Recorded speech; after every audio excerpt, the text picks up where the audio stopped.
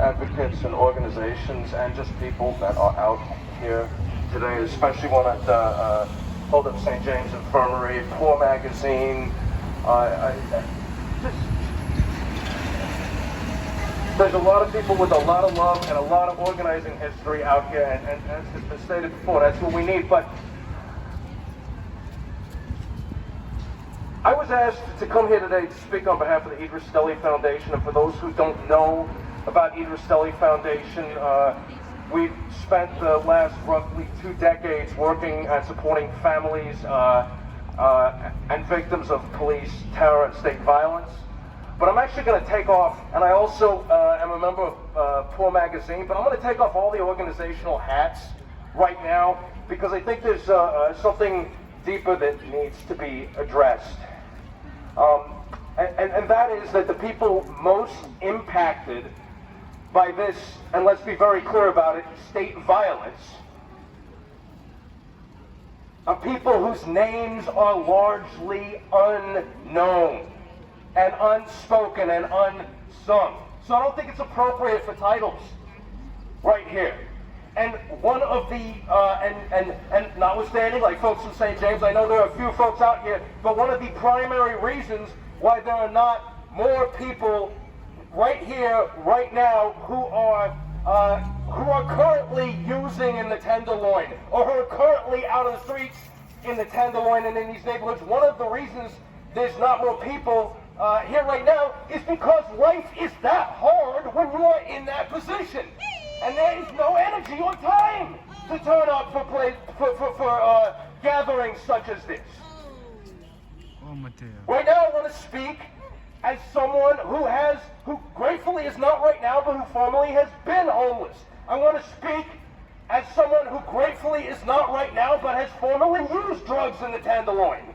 I want to speak as someone who in the last several years has lost at least 3 extended family members that I can think of out here, 2 of which to fentanyl overdoses. And the reason I want to talk from that perspective is out here there seems to be some agreement that Mayor Breed's emergency declaration was an atrocity. I have not heard a lot of the opposition voice here, and I didn't expect to. But I do know what they say about us. I do know that they accuse us of coddling drug dealers. I do know that they accuse us of turning a blind eye to the crime that they, dubiously assert is happening in neighborhoods such as the Tenderloin. This is not the question. The question is not about coddling drug dealers or turning a blind eye to crime.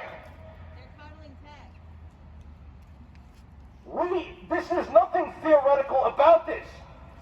The war on drugs has been going on since 1971, and as someone more clever than I put it recently, the war on drugs is over, drugs won. There's no theory necessary. We know what the tactics that Breed is suggesting result in, and it is not in health, it's not in an end to drugs, and it is not in an end to crime. All it results in is more pain for people who are addicts, for people who are using, and more pain for, frankly, residents of the neighborhood, whether they use or not, being tormented by an increasing proliferation of security services and over-policing. So I will just end with two things. One, I would echo the previous calls to reverse and remove this emergency declaration immediately. And then number 2, a promise to the Breed administration. We take